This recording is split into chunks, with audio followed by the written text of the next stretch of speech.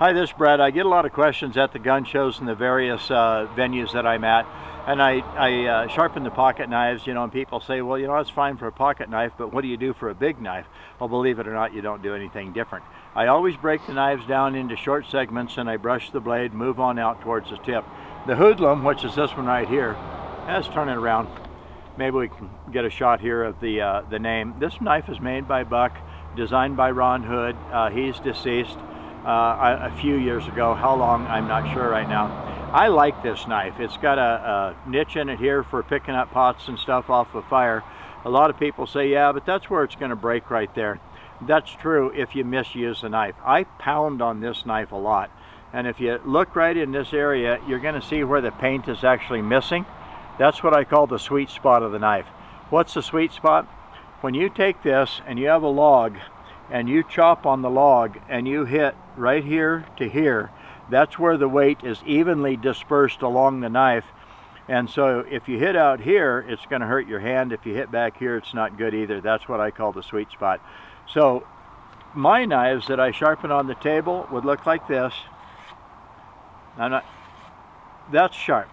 If I don't cut the little pieces all the way off, I don't have to pick them all. Whoop, goodbye. So if you make them sharp like that, right out to the tip, that's pretty darn sharp. Big knives, that's like a 10.5-inch knife. It's around 1/4 inch thick at the back. It's probably inch and a half this way, and then it tapers down on a second, what do you call it? Your second bevel there. I get tongue-tied. But if you make your knives cut like that, that's sharp enough. If you make them much sharper than that, you're going to have a knife so sharp that you'll actually damage the blade easy, the cutting edge. So that's this one, the Buck Hoodlum. I abuse it quite a bit. I also took and put a little bit of silicone tape around the handle. Why would I do that? The handle was a little too thin. It's micarta. It's a little too slick. If you go out and you actually chop a tree down, chop it in two, you'll find it wants to slide out of your hand. I love Buck products, but a little bit of modifications.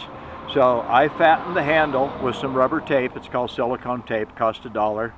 And that gave me some ridges in the handle that your hands and your skin fits into. I still have the rise right there for my index finger. All right, but now I have a knife that I can really chop and it stays in my hand. The rubberized handle absorbs some of the shock. It's a good deal.